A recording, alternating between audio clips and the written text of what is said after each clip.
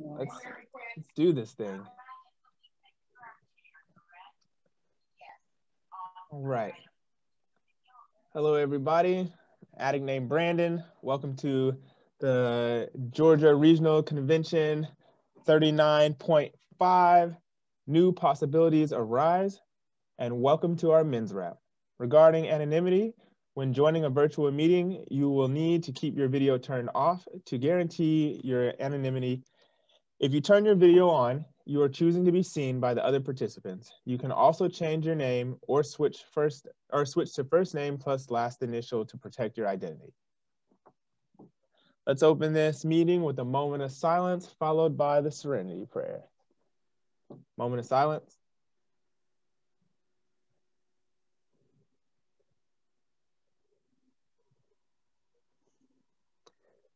God, grant me the serenity to accept the things that I cannot change, the courage to change the things that I can, and the wisdom to know the difference. All right. Welcome to the Georgia Region's first virtual convention, GRCNA 39.5, New Possibilities Arise. Our intention for this virtual convention is to make available to our fellowship a weekend of recovery, celebration, and fun. We hope that all addicts receive the NA message of recovery while they are participating in this event. It is our hope that the message we carry may truly let everyone know that NA is a place to recover and that no addict seeking recovery need die from addiction. Workshop participant guidelines. Please dress appropriately on camera. Please keep your microphone on mute unless you are asked to unmute by the host or co-host. If you have questions or need general assistance during the workshop, please contact the host or one of the co-hosts via direct message in the chat. If there is time after the workshop speakers finish, participants may have an opportunity to share their experience, strength, and hope on the workshop topic. If you would like to share after the speakers are finished, please raise your virtual hand. Your virtual hand can be raised by going to the reactions window on your computer or by going to the More section on your phone. You will be called on to share and unmute or asked to unmute yourself by one of the hosts if time permits. Please limit such shares to 3 to 4 minutes. At this time, I would like to ask a volunteer to please read how it works. Karen, I'm an addict. Oh, what? Oh, I thought I was going to do it. Go ahead, Michael. No, Kerry, you go ahead, brother. How it works. If you want what had to offer and are willing to make the effort to get it, then you're ready to take certain steps. These are the principles that made our recovery possible. 1, we admitted that we were powerless over our addiction, that our lives had become unmanageable. 2, we came to believe that a power greater than ourselves could restore us to sanity. 3, we made a decision to turn our will and our lives over to the care of God as we understood him. 4, we made a certain and fearless moral inventory of ourselves. 5, we admitted to God, to ourselves, and to another human being the exact nature of our wrongs. 6, we're entirely ready to have God remove all these defects of character. 7, we humbly asked him to remove our shortcomings. 8, we made a list of all persons we had harmed and became willing to make amends to them all. 9, we made direct amends to such people wherever possible, except when to do so would injure them or others. 10, we continued to take personal inventory and when we were wrong, promptly admitted it. 11, we sought through prayer and meditation to improve our conscious contact with God as we understood him, praying only for knowledge of his will for us and the power to carry that out. And 12, having had a spiritual awakening as a result of these steps, we tried to carry this message to addicts and to practice these principles in all our affairs. Thanks for allowing me to read. Thank you for reading. And at this time, I'm going to ask if Michael H. will go ahead and read the 12 traditions for us. Right on, man. My name's Michael. I'm an addict. These are the 12 traditions of NA. We keep what we have only with vigilance, and just as freedom for the individual comes from the 12 steps, so freedom for the group springs from our traditions. As long as the ties that bind us together are stronger than those that would tear us apart, all will be well. 1, our common welfare should come first. Personal recovery depends on NA unity. 2, for our group purpose, there is but one ultimate authority, a loving God as he may express himself in our group conscience. Our leaders are but trusted servants, they do not govern. 3, the only requirement for membership is a desire to stop using. 4, each group should be autonomous except in matters affecting other groups or NA as a whole. 5, each group has but one primary purpose: to carry the message to the addict who still suffers. 6, an NA group ought never endorse, finance, or lend the NA name to any related facility or outside enterprise, lest problems of money, property, or prestige divert us from our primary purpose. 7, every NA group ought to be fully self-supporting, declining outside contributions. 8, Narcotics Anonymous should remain forever non-professional, but our service centers may employ special workers. 9, NA as such ought never be organized, but we may create service boards or committees directly responsible to those they serve. 10, Narcotics Anonymous has no opinion on outside issues. Hence, the NA name ought never be drawn into public controversy. 11, our public relations policy is based on attraction rather than promotion. We need to always maintain personal anonymity at the level of press, radio, and films. 12, anonymity is a spiritual foundation of all our traditions, ever reminding us to place principles before personalities. It's never over. Thank you for letting me read. Thank you for reading. Addict named Brandon. All right. And without further ado, our first speaker will be Wendell E. from Charlotte, North Carolina. I'd like to ask that we observe the time of 25 to 30 minutes.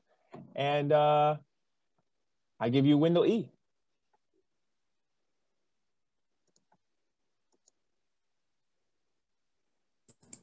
Wendell, can you hear me?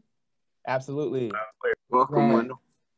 Welcome. Glad to be here. I want to thank all the trusted servants for your service. I want to thank the committee for the invitation to come out and share my experience, strength, and hope, in the men's rap. I'm definitely clean today by God's grace and his mercy. And I'm clean today because it's my choice, right?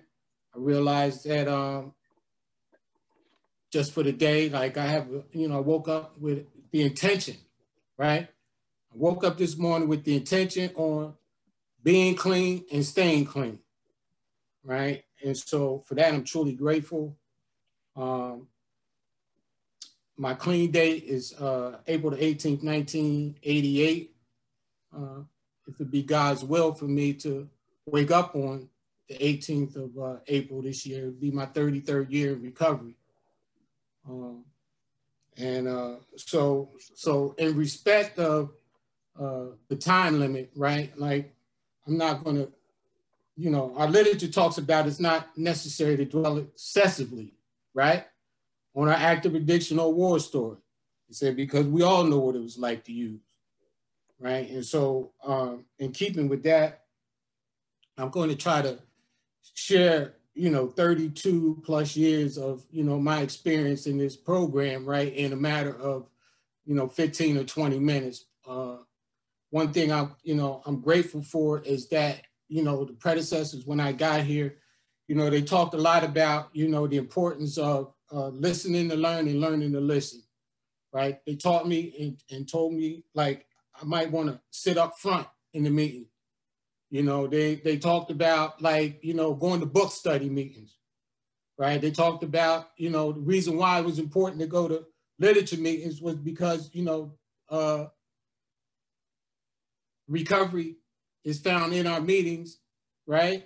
And that, the 12 steps is my best guarantee against relapse, right? And so if I did a lot of book meetings and did, my very best and to try and avoid open discussion or those type of meetings, right? Like, I would set myself my foundation, a square foundation on recovery. And so, like, they told me, they said, Wendell, listen, this is a program of suggestions, right? And they told me that, like, the ones that I'm not willing to take will be the ones that I end up paying for, right? And so, like, I listened very attentively when I got here. And I still, at this point in my recovery, I still, like do the same thing. It hasn't been, an easy journey. It's been well worth it, right? Like for a number of years, actually probably up until my 20th year, and again, this is just my experience, strength and hope. The program really didn't kick in for me until I had 20 years clean. And that's not to say that I hadn't worked steps, that I hadn't done service, that I wasn't being sponsored, right? That I wasn't sponsoring people, that I wasn't making meetings, I was doing all of that, right? And I did a lot of, giving lip service to the program, right? Like I tried to walk with the program and run with the disease at the same time, right? And what I mean by that, like I was staying clean, right? And let's not get it twisted, right? The first step to recovery is to stay clean, is to not use, right? But I was told, like, you can make a decision, right? But I need to follow that decision up, with some action. I'm a member when I say I am, right? I use the analogy and the example of, like, have you ever filled out an application or went online and filled out the application for like a credit card, and they tell you you approved and the card would be coming in the mail, right? And that when you get that letter, you get that envelope and you open it up and there's a card inside and it comes with some instructions. Right now, I'm a card carrying member, right? But my membership is not what? Activated until I do what? Until I call that number on the back of the card and get that card activated, right? And so it's kind of like that in recovery. Like I could be a member, but my membership is not activated unless I follow it up with a commitment, right? My commitment is to like stay clean a day at a time, right? My commitment is to not use no matter what, come hell or high water. The most important thing in my life today is to not pick up drugs, right? And I could deal with like the rest of that stuff, but like staying clean still must come first for me. I still make meetings, right? Because I know I have a disease that will check in from time to time to see if my old ideas and attitudes about staying clean is still paying off. Does it still sound good? Does it still sound like a good idea to make meetings, right? Like I come, from the era where, it was a lot different than it is now. Let me just put it like that, right? And I thank God that like I got it the way I got it, right? And I'm not saying that those, because our literature, right? I love our literature. It talks about in one of the readings that those who are addicted today are more fortunate, right? And I firmly and wholeheartedly believe, right, that our literature was inspired by a higher power greater than anybody that can sit down with a pen and a paper and write this stuff up. Because when I hear that those who are addicted today are more fortunate, I think about the current times that we in right now, right? Like this pandemic, right? And those who are addicted today are so fortunate, right, that they have this platform like Zoom to be able to make meetings 24/7, 7 days a week. There is absolutely, positively no excuse, right? And we've been doing this thing for over a year now. And I know people who have got a year clean through this platform who have not used no matter what. I'm talking about this, the shelter in place addict, right? The quarantine addict. I'm talking about any addict can stop using, lose the desire to use, and find a new way to live, right? And I found that in the rooms of Narcotics Anonymous. But like I said, the program didn't really kick in for me until I had 20 years clean. At 20 years clean, the bottom fell out for this addict, right? Like staying clean, making meetings, but not really like internalizing the spiritual principles of this program.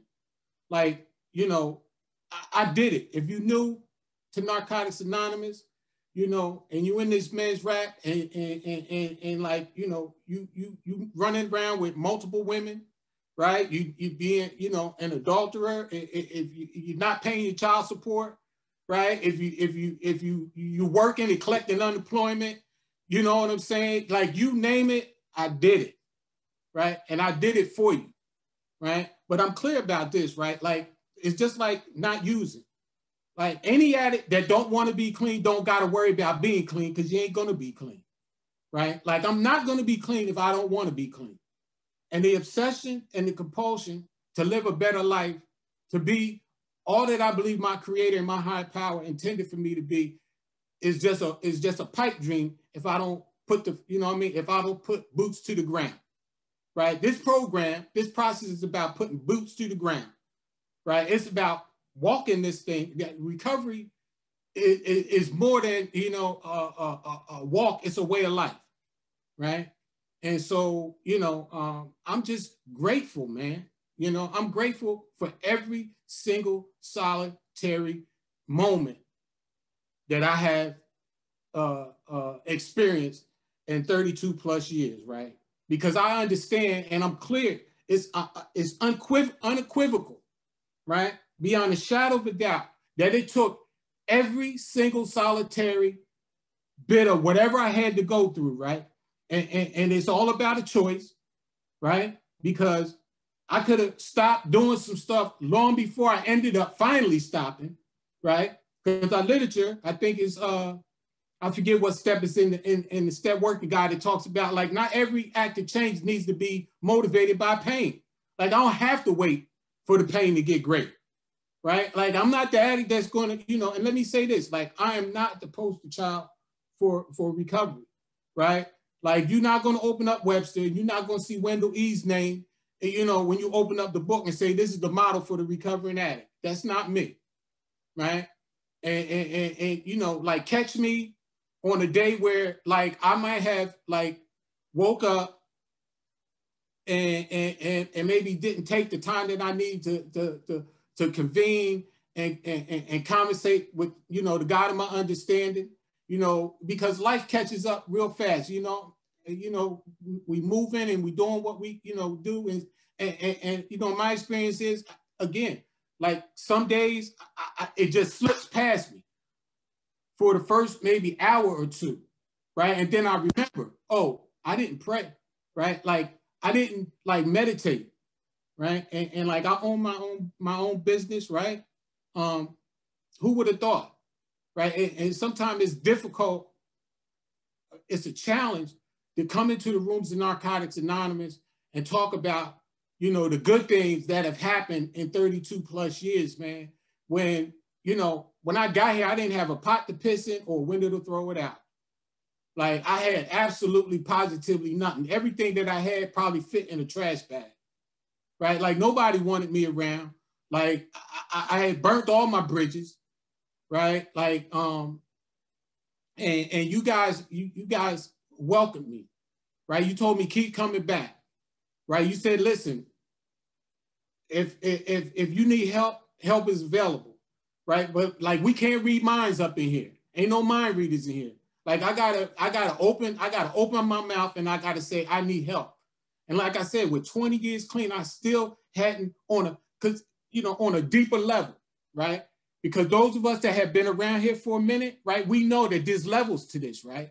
Like, there's that surface level, right? And then there's that level where, you know, like, the pain that got great, and I think I'm ready for some change, but I'm not really sure, like, I'm up to the task, right? And I get to that level only to realize that, like, that level is good, but that's not the level that I really, you know, need to get to. Like, I need to get to that level, man, to where, like, I'm willing to give up some stuff, right? Like, 32 years, what I've learned is that, like, I got to give up some stuff, man. Like, my ways of thinking, my ways of, my ideas and my attitudes about, you know, relationships, you know, like, you know, been married, I'm in my second marriage, married twice in recovery, right? And today, like, I'm happy, man. Like, I am happy, right? I remember addicts saying, man, you know, like, why you want to settle for hot dogs, right? When you got, you got, you know, sirloin steak at home, or you got, you know what I mean? Like, why is you, you know, like, and that's what I did, man. Like, you know, and it's not that way today. You know, this morning I woke up and my youngest daughter is here at the house with us, right? She's living her life. She's doing what she's doing. But like, you know, she came over. She wants to be with us. You know what I'm saying? Like, come over, spend time. You know, it's just been an amazing journey, man. But like, it didn't happen overnight. You know, they said time, things I must earn, right? Like, I had to put in the time and I had to put in the work, right? And recovery is about a grind, man. It's not easy, man. It's not easy to give up stuff when I really want to do one thing. And I know that recovery tells me the spiritual principle that you guys have, you know, poured into me, say, you know, you can't do that. Like, you can't be selfish like that, right? You can't think of only yourself. Like, you gotta, you know, you gotta think of other people. You gotta be considerate. Like, you know, we talk about traditions, right? Like, we talk about having group conscience on the home front, right? Like, everybody has an input. It ain't just Wendell's way, you know what I mean? No, we need to throw everything out on the floor. I need to hear what you got to say, right? You need to hear what I got to say, right? And we need to come to a meeting of the minds, right? And that's all, you know, changed for me, man. You know, like I said, I'm happy, man, grateful about the whole thing, man. You know, one thing for certain and two things for sure, right? Like, I'd rather be in a Narcotics Anonymous meeting thinking about getting clean, right? Than be in the hit house or whatever, right? Be out there in active addiction and just thinking and praying about getting clean, right? It's easier, right? It's easier to get clean. It's easier to stay clean than it is to get clean. That's, you know what I mean? Like, because you only got to do it one time, right? This is a program, the evidence that I've seen and that I've witnessed is I've seen people come in here and be a one-hit wonder. That's it, one time, and, you know, and that's it. You know, for some people like me, like, it took a couple, you know what I mean? Like a couple times around the block before, like, you know, I had a hard head. And if I'm not careful today, you know, my head can still be a little hard. You know, like, it took me, I don't know how many years in recovery to realize that, like, when I buy a product or something from the store, like a dresser, set of dresser or whatever, and it come with instructions, like, you know, I was the guy that throw the instructions to the side, right? And sitting there trying to put everything together, and then it's wobbly, it's falling apart, the drawers won't, you know, they won't shut all the way. And that's because I think I know some stuff, right? I think I know some stuff. And you know, like my grand sponsors say, you know, like, the minute I think I got it, I'm about to get it, right? And the minute I think that, you know, I've learned all that I need to learn, that I know all I need to know, like, you know, I need to be real careful. You know, I need to tread very, very lightly in the areas where my ego can be inflated, right? That's still a, you know, a thing for me. And like I said, I wrestle with that, you know. We're talking about, like, the good things that have happened, man. It's beyond my wildest dreams, man. When I tell you beyond my wildest dreams, man, you would, it's crazy, right? And by no means, I know people who, you know, who say, you know, social acceptability don't equal recovery, but check this out. The lack of it don't equal it either. How about that? The lack of it don't equal recovery either, right? Like, sometimes, you know, like, we need to be the vision of hope, right? And that's how I got to where I'm at, is by listening and watching other people do what they did. And then when I you know, was ready, I would ask you, how did you do that, right? How did you become a homeowner? How did you, you know, become a business owner? You know, how did you go back to school and further your education? You know, not, you know, tipping to, you know, somebody after the meeting, and, you know, and it's crazy, man. Like, I've been here, like I said, for so long, man. And I remember early on, you know, being, you know, you know, that sharing clean and living dirty topic, I used to get that one, you know what I mean, on a regular. You know what I mean? Sharing clean and living dirty. You know what I mean? And all them kind of topics, man. Today, man, like, you know, I'm grateful that it's not like that. But I know it's a choice, right? Like at any moment, you know what I mean? I could, you know, I could decide that, you know what? I just don't want to, you know, enjoy the fruits of, you know, my, you know, labor and make a decision that, check this out, I could spend a lifetime trying to fix, right? In a moment of instant gratification, you got a lifetime trying to clean that stuff up. You know what I mean? And so today, man, like, I'm just, like I said, I'm real grateful. I'm honored that, you know, someone, you know, talked to someone and that person said, you know, we think that, you know, Wendell E. could carry a sufficient message of recovery, you know, in the men's rap. And so I'm honored to be here. I look forward to listening to the next speaker. I never believe in trying to outshare the spirit. When the spirit is done, I'm done. And with that, I want to thank you guys for listening. Thanks for letting me share.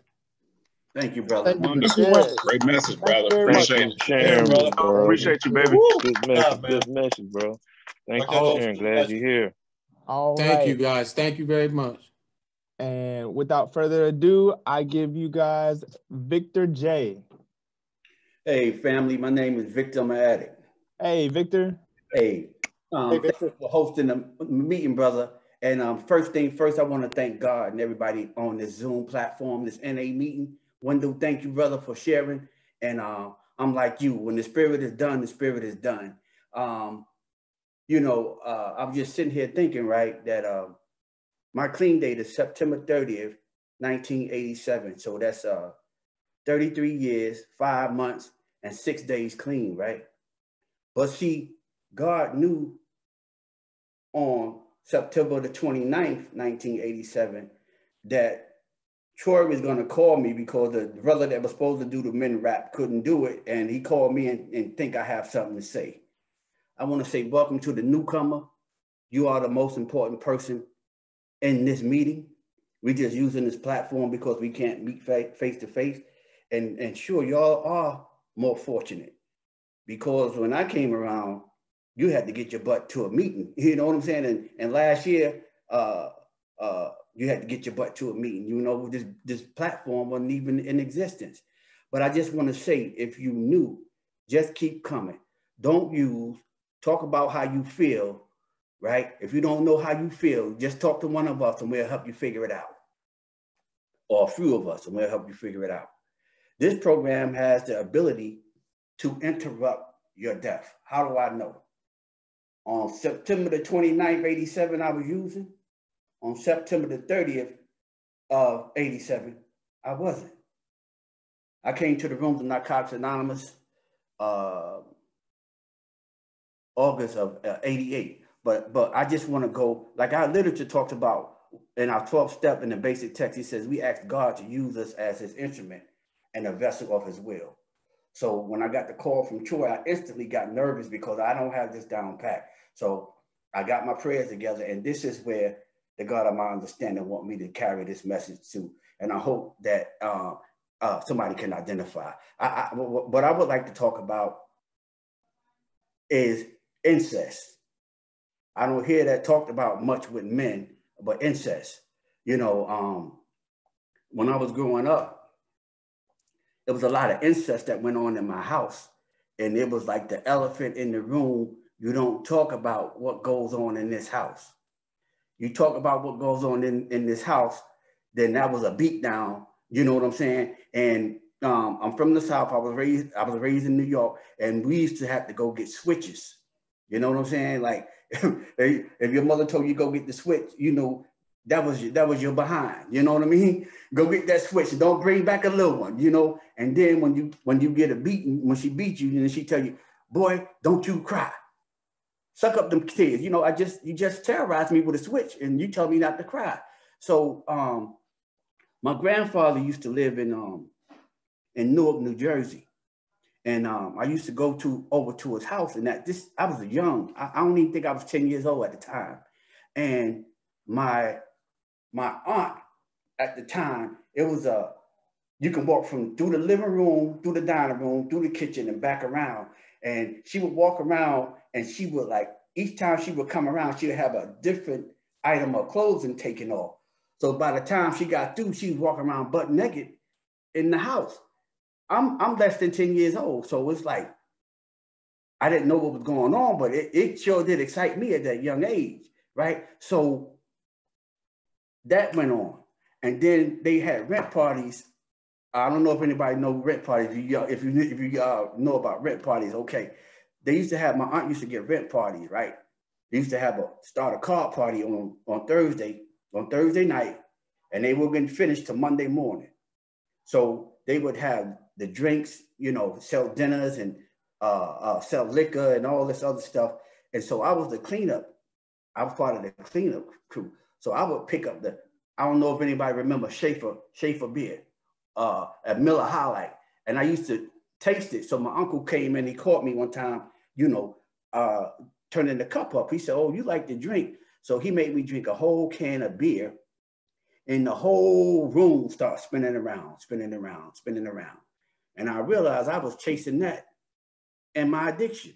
You know, I was chasing that feeling of, you know, just spinning around, the lightheadedness. So I can remember I used to go spend the night at my cousin's house, and one night I woke up and my male cousin was molesting me. But no, it wasn't molestation, it was rape. You know what I mean? And that confused me from going from my aunt walking around butt naked, having sex with cousins, you know, doing the rent party. They would tell all the kids to go upstairs. So a lot of incest went on upstairs while the adults were downstairs. So this was like, it was normal, right? So I had a cousin, I had a few cousins that I thought was supposed to be my sex partner. You know what I mean? Because that's what I was showed as a young man growing up. And then one thing, you couldn't talk about it, right? And what happened with my male cousin, I didn't know it was wrong at the time, but I knew that I couldn't talk about it, so I suppressed it. I suppressed it. Every time I used, I suppressed it. Every time I used, I suppressed it. So it was pushed way, way down, right? So I got my clean date is September 30th, 1987. My youngest daughter at the time, she was 22 months, May 28th, 1987. I mean, the winter of 87, she tripped over my foot. And then she died a few months later. She died May 28th, 1987. And from May 28th, 1987 until then, I hit my bottom, right? So I thought that my self-esteem was so low that I said my self-esteem was in my sexual act. You know what I'm saying? So if a woman told me that I could perform well, then I could pat myself on the back, I could stick my chest up, but I really didn't feel good about myself. So I wasn't a real good athlete. You know, I was just average. But once I put something in me, you know what I'm saying, started out with alcohol, then I thought that, you know, I was a man. Right? So I thought I was a man. And so that transferred over into other substances, right? I know the brother talked about, you know, we don't dwell excessively on our drug law, but in the basic text says we touch on it for identification purposes. Because I tell somebody I'm going on 34 years clean, they were like, "Oh, you don't know what it is, do you?" Yes, I do. You know what I'm saying? Because addiction is obsession, compulsion, and total self-centeredness. And when I'm caught up in any one of those, or all three of them, I'm caught up in the disease of addiction, but it's just not caught up in the active drug use, right? So I get to the rooms of Narcotics Anonymous. No, I get to a TC.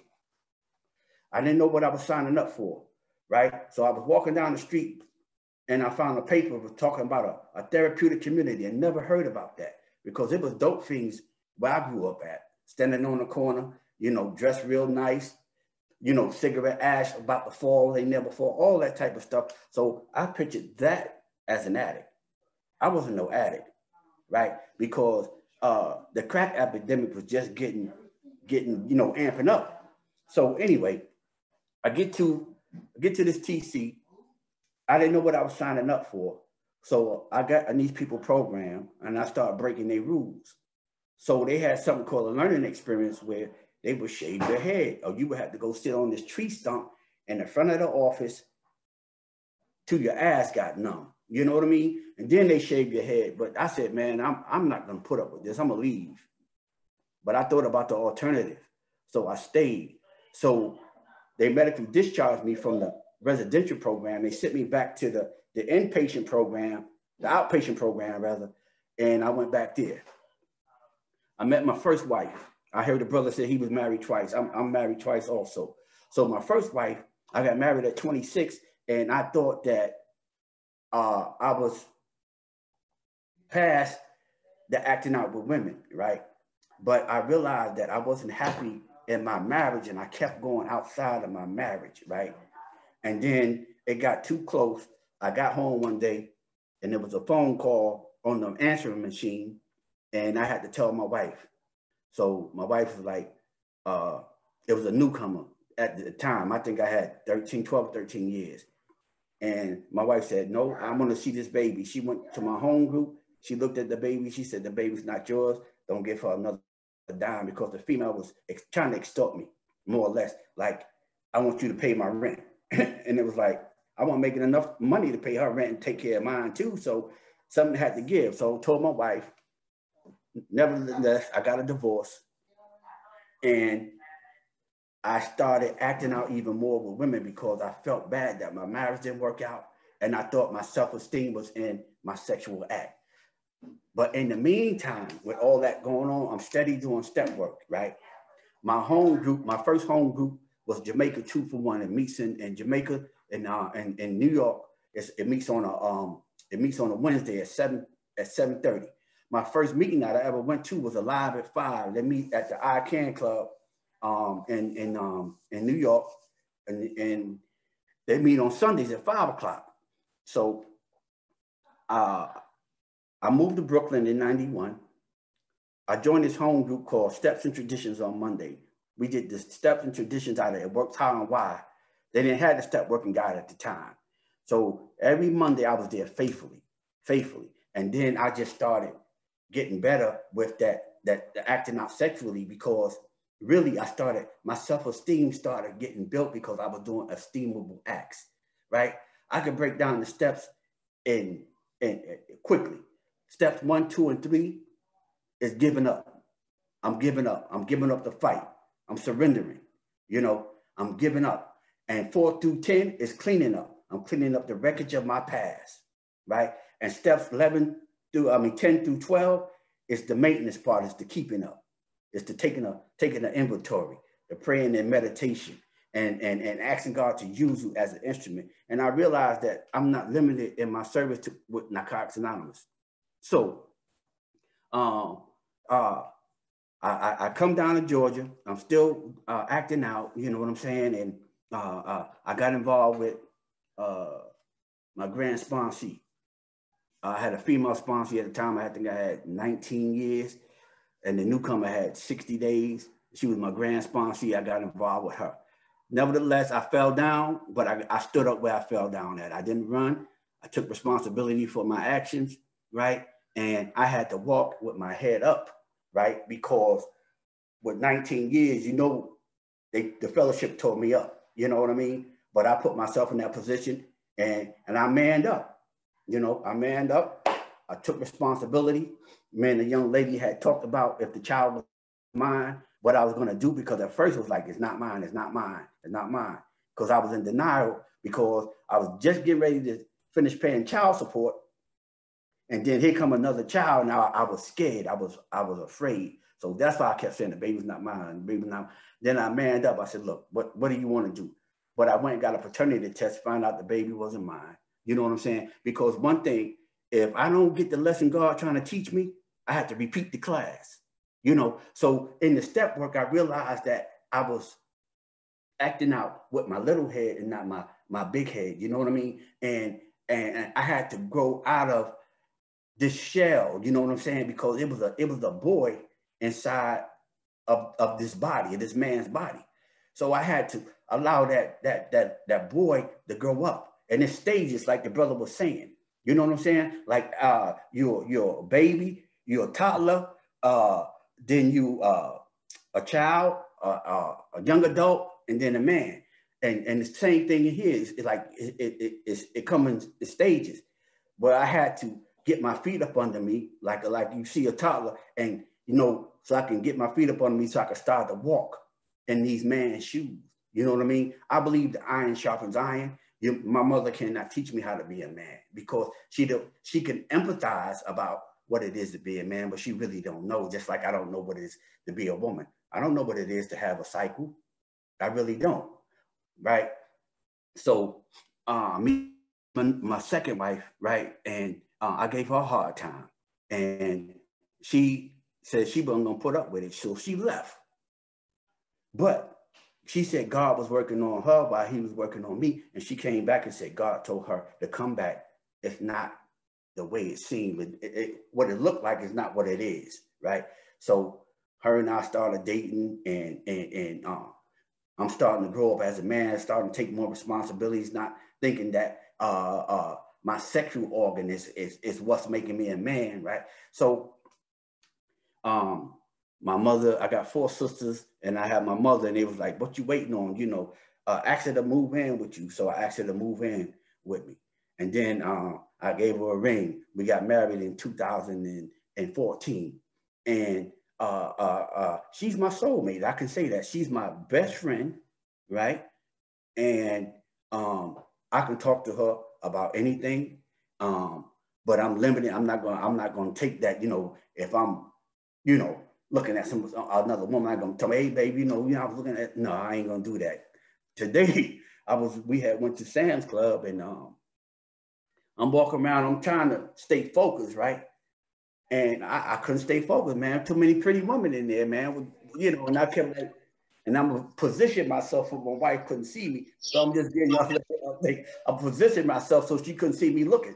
Then I said, let me just let that go. And I just did what I had to do and got out of there. So that head turning, that bobblehead wouldn't be doing like this, right? So what's going on? First of all, I want to acknowledge my sponsor. He's a 8 o'clock speaker. Benji W is my sponsor. My grand sponsor is Khalil J. Thank God for both of these brothers. They both married. They both love their wives, and they are my role models.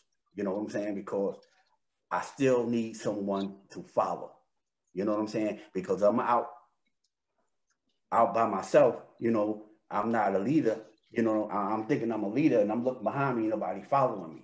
So I need somebody in front of me, and I need somebody behind me. You know what I'm saying? The newcomer is the most important person in the meeting, because we can only keep what we have by giving it away. I'm the most important person in my life, right? Newcomers, I take my hat off to you. The brother said that somebody got a year clean on the Zoom. I take my hat off to you, because I had to get used to the Zoom, man. Like 33 years of making meetings, in-person meetings, and then you have to, do the meeting via a computer or a cell phone. Thank God for it. You know what I mean? I used it. My home group just opened back up last month, and I was trying to get it open prior to, but people was like, nah, the numbers is too high here in Georgia, so we're not going to open. So we've been open up a whole month now, and I'm glad for the in-person meetings. I know to practice social distancing, and let me tap back on the incest thing. So in the last couple of weeks, let me tell you what's happening. I have 2 daughters and I have a son, right? My son used to want to play football, but they wouldn't play him, so he wanted to go dance. So he started dancing, right? So I found out that my son is gay, right? So the brother that was the dance instructor, I thought that he was cool. I thought that I was putting my son in a safe environment with an adult, and he was taking advantage of my son. You know what I'm saying? He's a pedophile. And I just found that out a couple of weeks ago. So I get a message in my inbox on Messenger. This brother's asking for my phone number, because he's coming to Georgia. So I don't know what to do because it brought back the memories of me being molested or raped by my cousin, male cousin. And instantly it's like, I don't know what to do. I don't know what to do. I called my son. I said, look, so-and-so is asking me, can he get my number? What do you want me to do? First he said, no, don't give it to him. Don't give it to him. Then a couple of days later, yeah, give it to him. So I called the brother and I confronted him. I said, listen, man, you know, I thought I was putting my son in a safe environment when I put him in your care. Yeah, man, you know, I love your son. You know, man, him is cool. You know, we went there, you know, in the arts, people go there. But sometimes you have to listen to what people's not saying. The brother didn't say, no, man, I didn't do that to your son. I wouldn't do that. He went around the world with this thing, and I'm listening because I'm listening to what you're not saying, man. You're not telling me you didn't do this to my son, right? I'm not a violent person, but don't push me. You know what I mean? Like, coming up, I'm working on 34 years clean, man. And I've been dealing with depression this past year, not only because of the pandemic, because I put myself in a financial situation that I should have, not I should have known better. I just took a chance. You know what I'm saying? Sometimes you want to get ahead and like you take a risk. And I deal with chronic pain. So in the winter, I go through it a lot with this pain. So my sponsorship tree, we was meeting every week, every 2 weeks, and we would meet, you know, because iron sharpens iron. So when the pandemic when the pandemic hit, we couldn't meet face to face, so we started a Zoom meeting, and now the participation is down, but I couldn't get to the meetings like I wanted to anyway, because if it's too cold, man, my body just locks up on me. So I just stay home because I'm irritable. If anybody ever dealt with chronic pain, you know what I'm talking about. And I'm retired from the New York City Transit Authority, right? I got clean when I'm 24. I'm 58 years old. I haven't worked since I was 37. That was in 97, right? And I haven't missed a check. But they denied the surgery 4 times, man. I found out I got a cyst on my spine. I have 6 screws in my back that was put in 2004, right? They need to come out, need new hardware, and they denied the surgery. But all this evidence, the MRI is showing, it's like, but I'm powerless. You know, that's a bitch being powerless all the time. You know what I mean? But I know the power. So I had to plug into the power, you know what I'm saying? Because I'm sitting in my dining room now. If I turn this light switch on, if I haven't paid my light bill, the Georgia Power, the lights is not gonna come on.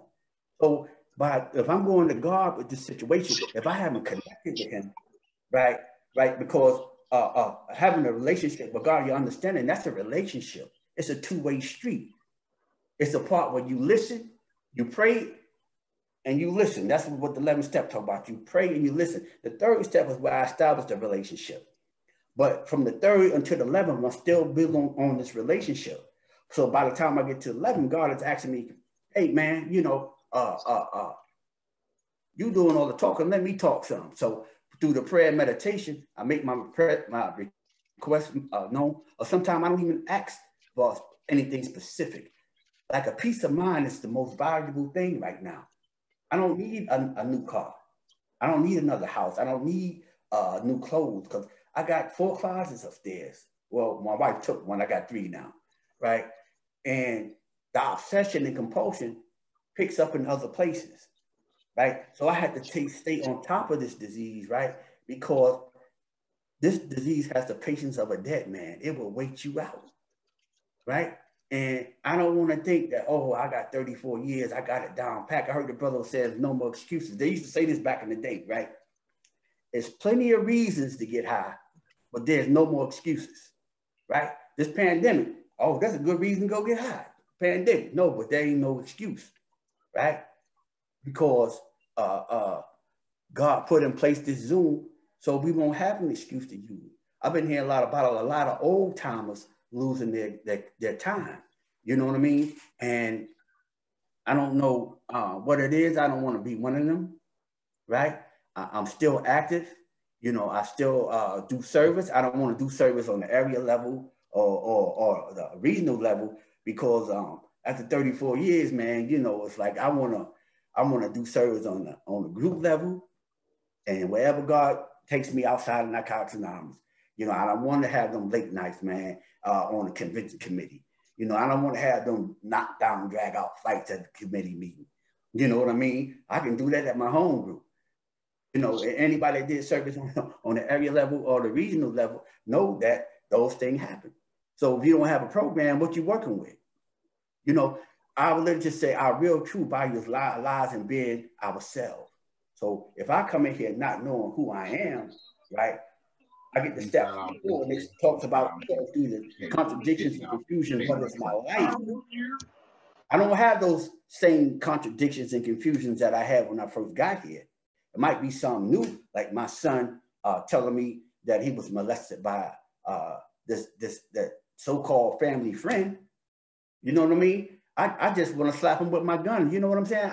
You know, I ain't even that type of person, man, but I felt like you played me, man. I thought that I was putting my son in a safe environment. You telling me all this, right? And I couldn't spot that. I'm not a gay man. You know what I'm saying? I'm not a gay man. I'm a heterosexual man. So I couldn't spot that. You know what I'm saying? And I'm not past it, man. I'm not past it. I'm talking about it now. And I see you. I'm not going to need the whole 5. Listen, if you knew the journey of 1,000 miles start with the first step. The first step, right? They said honesty is the door that opens up, it's the antidote to our disease thinking. But the first step is the key to open up the door to recovery. And there's 12 steps that I got to take to get to freedom, right? Because the goal of the steps, right? The goal is not to do the steps. The goal of the steps is to get the principle that's in the steps inside of me. And the longest journey I ever had to take was from my head to my heart. Man, that brother said it took him 20 years, man. I'm just now getting my feet up under me, man, with going on 34 years, man. And it is a process. But you can't hide behind that. It's a process. It's a process. Because you'll process yourself right out these fucking rooms, right? It's a process.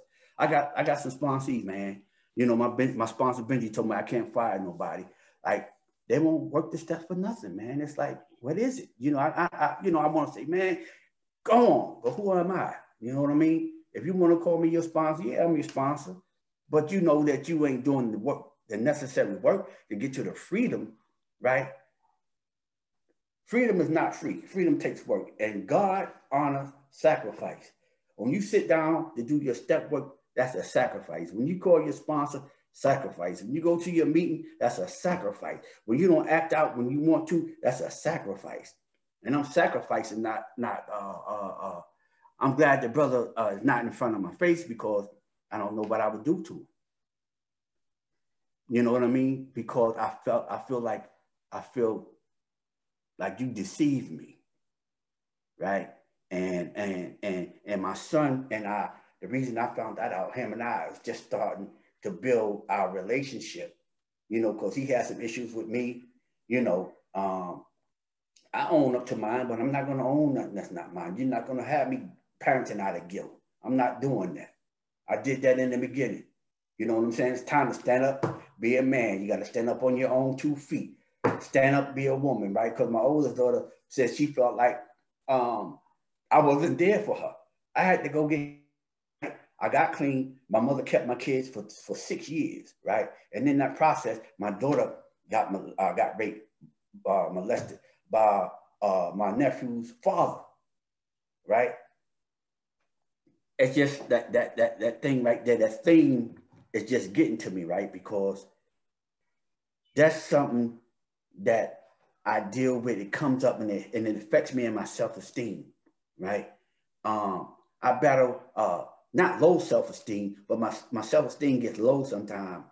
But I have to do some esteemable things to bring it back up, like doing this Zoom meeting, like talking to you guys on this Zoom. I might not ever see y'all again, but I hope I said something, especially to the newcomer. Please don't use. One day you're gonna see me at a convention. You're gonna say, man, I remember you from doing that Zoom meeting. So refresh my memory. I'm getting a little older now, and my memory is not as sharp as it used to be. But I don't have no Alzheimer's. I'm gonna keep coming. Thank you, Wendell. Thank you, Troy, and thank you, brother Brandon, for hosting the meeting. I hope I said something to give somebody some hope, to mess up somebody's reservation, give them some hope to get one more day clean. Thank you.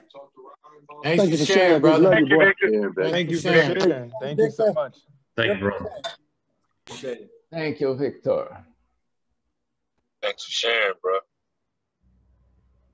All right, addict named Brandon. You're welcome. You're welcome. Looks like we do have some extra time. Would any participants care to share their own experience, strength, and hope on our workshop topic? It looks like we have just a little under 20 minutes. So please be conscious of the time. You will have 3 to 4 minutes to share. That way, anybody who wants to share can share. I got my hand up. What's the topic? Men. Men. The topic is men. And Brandon, I got my hand up on there. Troy, I see you. Okay. So we got Troy, and then we got Troy, then Michael, then James. James L. I'm Troy C, and I'm an addict. Hey, Troy. I would like to thank Wendell and Victor. I'm the programming chair for GRCNA 39.5, and I'd like to thank Wendell and Victor because coming into this weekend, we had 2 other guys who were going to do the men's rap. Both of them had health and home issues that would not allow them to do the men's rap as of yesterday and today. Both of these brothers, I want to thank y'all, man, because your experience, strength, and help, I got something from it. And I'd like to thank you for having the willingness to participate in your own recovery by sharing for us in the men's rap today, man. Thank y'all very much, man, from the bottom of my heart. Thank y'all for having the willingness and staying here and keeping the doors open for an addict like me to be able to come in and hear that experience, strength, and hope y'all have for me. Thanks for allowing me to share that. Thank you, Troy.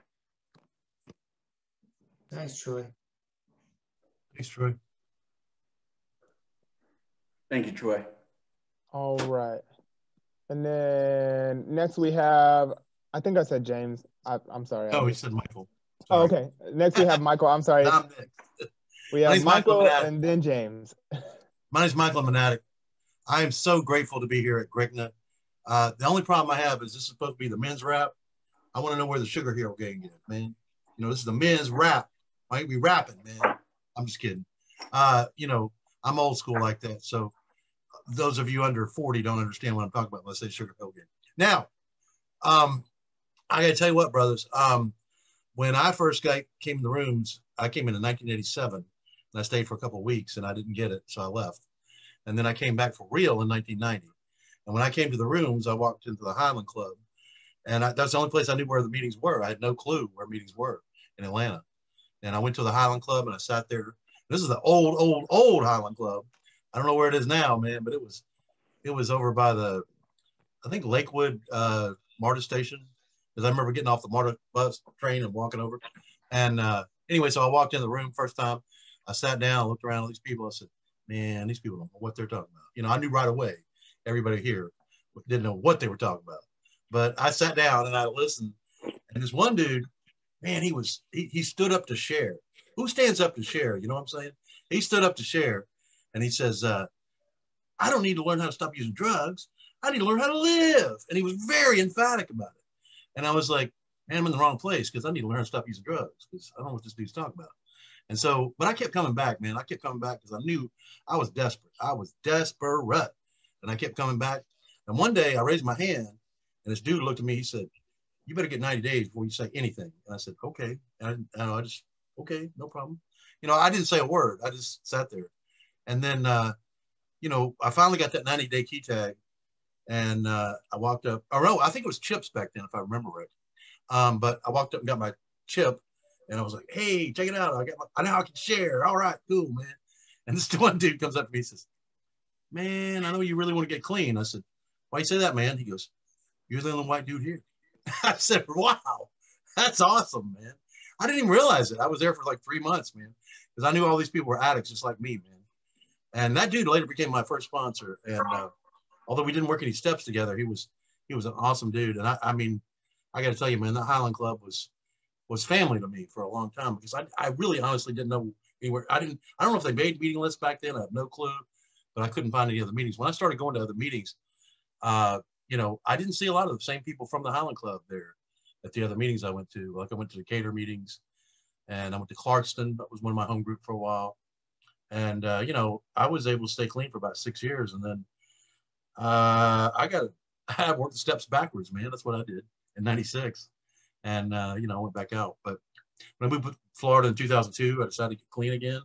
Now I got a really cool sponsor, and he's in the rooms right now. I got to acknowledge him. He does not want me to say this. I know I have 1 minute left, but I have to do this right now.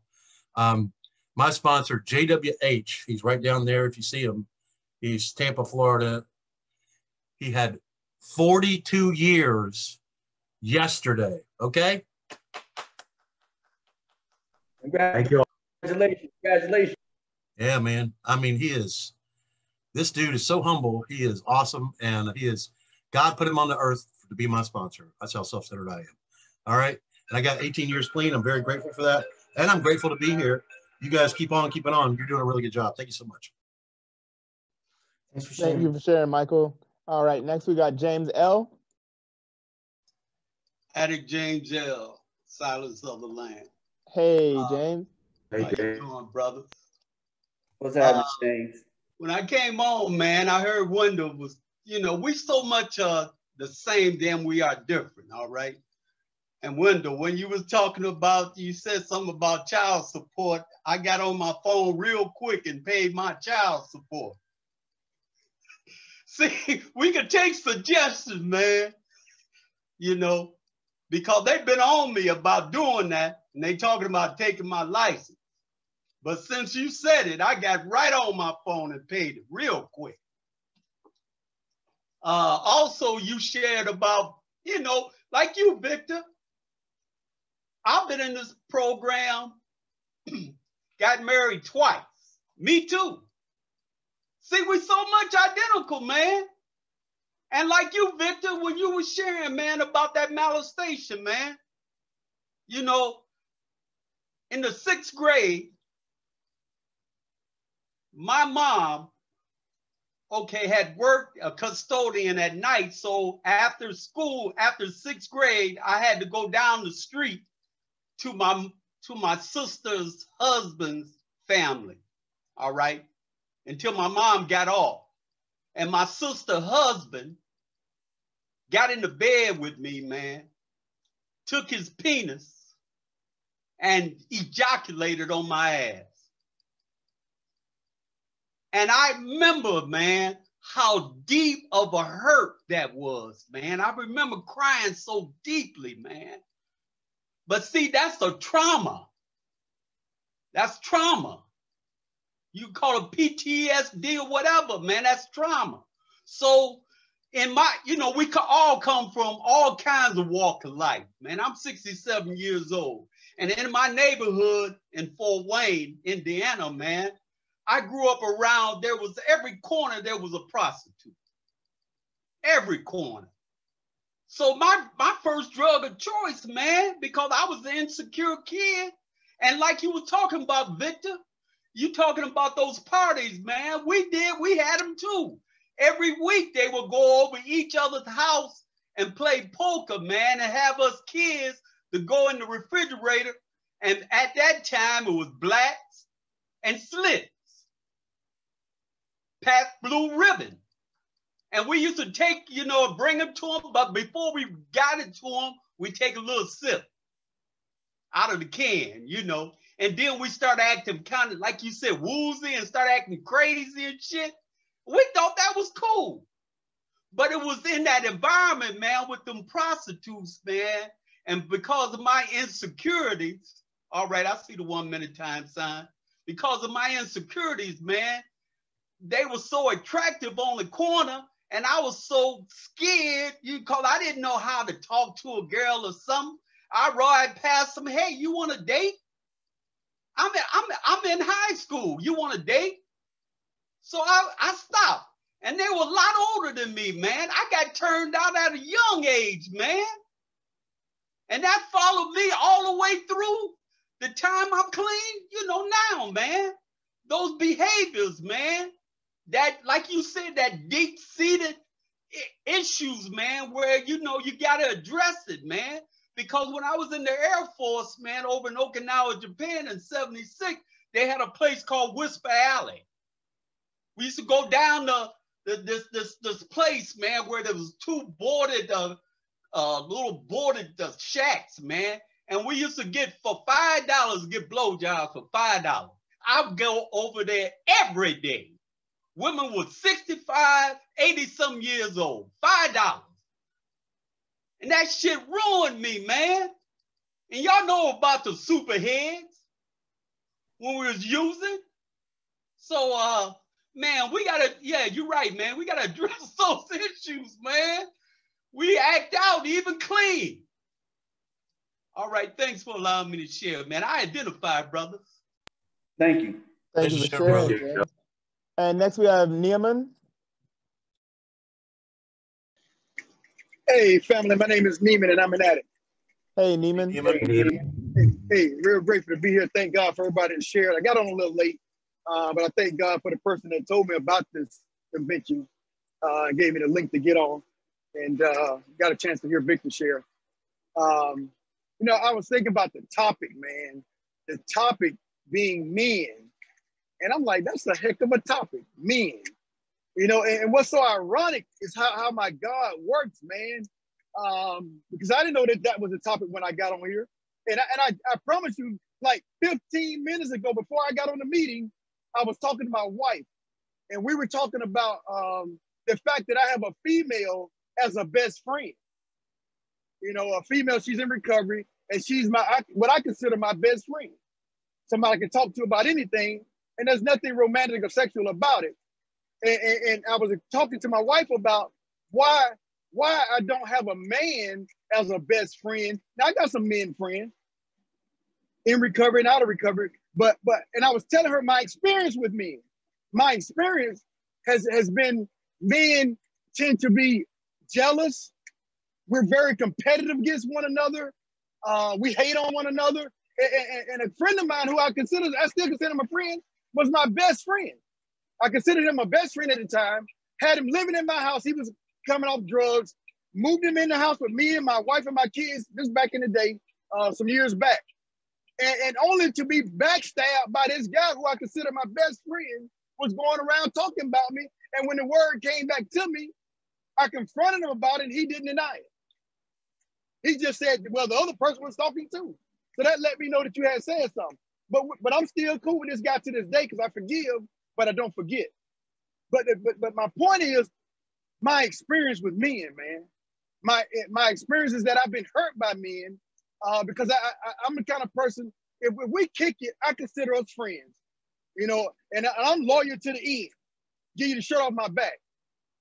You know, but when I don't get that reciprocated, I got an issue with that. You know, and I look at my experience in recovery, like some of the people I consider good friends in recovery today, and I go to them with an issue that I'm going through, and they come back with a judgmental type of spirit or whatever the word I'm looking for. They come back judgmental, and I'm coming to these couple people that I ain't got that many, but a couple people that I confide in, and when I talk to them, it's like, am I feeling like you're judging me? Instead of trying to help me, you're judging me on something that you've probably done in the past yourself. But with the female, I don't get that. I don't get that judgmental. I get, not that she co-signs my BS. Don't get me wrong on that. She don't co-sign my BS, but it's not coming from a judgmental attitude. And I don't know. I just got some stuff. And Victor talked about that his sponsor won't let him fire his sponsees. And that's been another experience. I got a brother that I love dearly that walked with me in and out, me being in and out of his program. And I saw it 1 minute. Me being in and out of his program, he was with me for about 14 years. And I was working on the longest time I've had clean. I've been around this program for 30 plus years. And at that time I had close to 18 months. And that's the longest I had clean in 30 some years. And the brother got mad because I wasn't working this stuff fast enough. Not that I wasn't working them. I wasn't working them fast enough. And he had the audacity to fire me. And that somehow broke my heart. I looked at this brother like a surrogate father, a big brother. That's how I looked up to this man. You know, because like you say, he had been in my life for almost 14 years. And now this brother won't even pick up the phone and call me. And this brother got about 30 years clean this program. And he would not pick up the phone and call me. And it hurts. It hurts. I was thinking about him last night, man. It hurts. And I want to pick up the phone and call him. I want to. But some said, no, this nigga won't call you. Why you gonna keep calling him? And I've called him several times since this happened. It's been over about 2 years since he fired me. Or whatever you want to call it. But the shit hurts, man. That this somebody who I cared about, I thought cared about me. But you can't pick up the phone and call me? And you say you work in a spiritual program? Get the fuck out of here. Anyway, thanks for letting me share.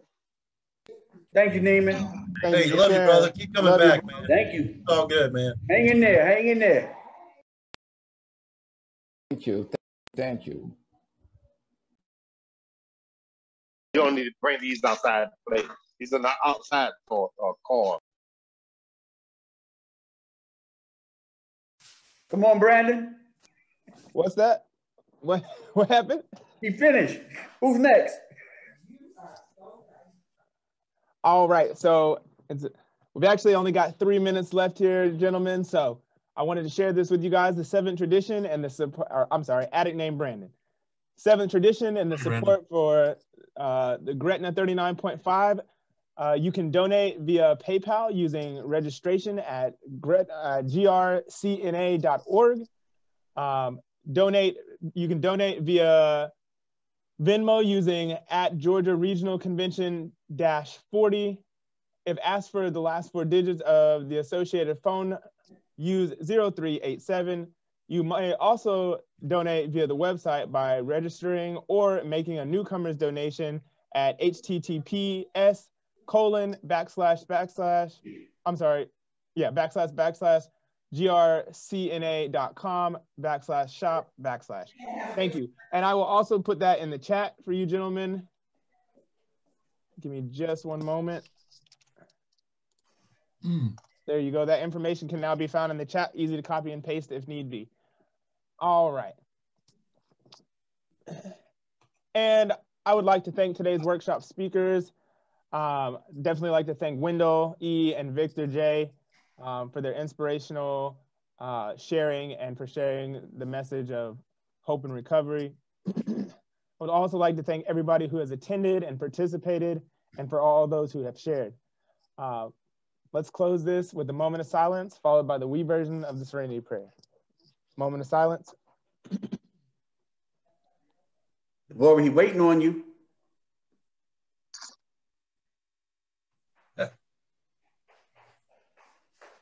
Who doesn't need a sponsor? God. Grant us the serenity to accept the things we cannot change. Courage to change the things we can. And the wisdom to know the difference. Thank you, Wendell. Y'all keep coming back. Thanks for a good men's meeting. Thanks for having me. Man. Thank you, man. That was really good, man. Honor. Thank you. You guys reminded me of the old days, man. That was awesome. Yes, sir. I'm so happy to stay with you. Man, you know what? These kids today, they don't know what it's like, man. When we came around, man, it was old school, man. I had one dude at a meeting one time. He says, this guy says, hey, I really want to use. Dude walked up with $20, said, here you go use. I've heard one of those stories before. Hey, it for real happened, man. It's not making it up, man. I've heard about it. It's crazy, man. Like I think about how I've been being raised in this program and how some of the people I've come into contact, some of the people in my inner network I've come into contact and how they've been with me. And I'd be like, you gonna talk to me that way? But I understand now that if they didn't talk to me that way, it wouldn't have worked for me. Like you can't talk, you talk too soft to me and I'm gonna run all over you because that's what I'm accustomed to doing, right? Well, I think the the fellowships learned how to be more compassionate now, and that makes a big difference today. You know, I mean, people. I mean, sometimes, yeah, people need to be kicked in the ass for sure, but you know, it's real today nice. it's a lot different, man. I mean, you know, like somebody goes out and uses. Yeah, I couldn't find that pepper. Right. You know, just people don't really. They don't. Well, if somebody go out and use and come back, they don't be like, you know, you're an idiot. Get out of here. You know, because we used to do that. I mean, that happened when I relapsed. Hey, but, guys, I hate to have to cut the fellowship short, but this room is actually needed for the memoriam presentation, which is happening. It's supposed to be happening right now. So I got to go ahead and shut this down. Later. As you I can thought it was say, 6:45. It starts at 6:15. Out. See you guys. All right. Love you guys. See you tomorrow morning. Guys, thank you. Hugs. Oh, 6:15. I thought it was at 6:45. Actually, Kevin, you'll have to close us all down. All right, we ready? We sure? Yeah, because according to our schedule, it says 6:15 to 8 p.m. Okay. All right. Atlanta room. We're closing down, y'all. Thanks, everybody. Thank you.